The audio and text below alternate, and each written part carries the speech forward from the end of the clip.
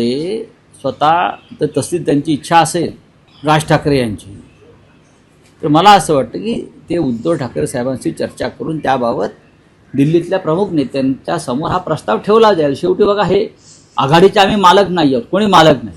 आपले अनेक महत्त्वाचे पक्ष जे आहेत, ज्यांना भाजपची गुलामी नको आहे, आणि काही पक्ष त्यांच्याबरोबर त्यांच्या आघाडीत सुद्धा आहे भाजपच्या, असे अनेक पक्ष इंडिया आघाडीच्या संपर्कात आहेत आणि ते योग्य संधीची आणि योग्य वेळेची वाट पाहत आहेत. हे तुम्हाला मी खात्रीनं सांगतो.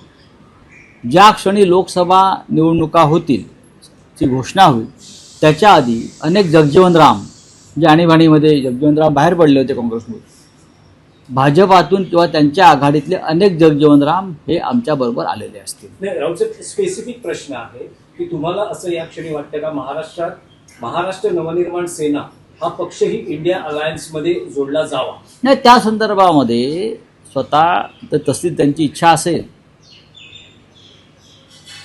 राज ठाकरे यांची, तर मला असं वाटतं की ते उद्धव ठाकरे साहेबांशी चर्चा करून त्याबाबत दिल्लीतल्या प्रमुख नेत्यांच्या समोर हा प्रस्ताव ठेवला जाईल. शेवटी बघा, हे आघाडीचे आम्ही मालक नाही आहोत, कोणी मालक नाही. अनेक जेव्हा नवीन पक्ष येतात आघाडीत, तेव्हा तसे प्रस्ताव त्या बैठकीत ठेवले जातात आणि त्या बैठकीत चर्चा होते. पण स्वतः राज ठाकरे इंडिया अलायन्समध्ये त्या संदर्भात माझी नेहमी राजकीय चर्चा करतात त्यांच्याशी करतो, पण असं आहे की ते स्वतः तयार आहेत. बघा, इच्छा दिसते. सन्माननीय राज ठाकरे यांचा एक स्वतंत्र पक्ष आहे, त्यांची एक स्वतंत्र भूमिका आहे.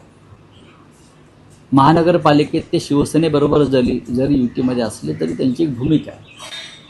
असं वाटलं की राज ठाकरे यांनी सुद्धा या प्रवाहात सामील व्हायला पाहिजे, तर इंडिया अलायन्सच्या प्रमुख नेत्यांना त्यांच्याशी चर्चा करावी.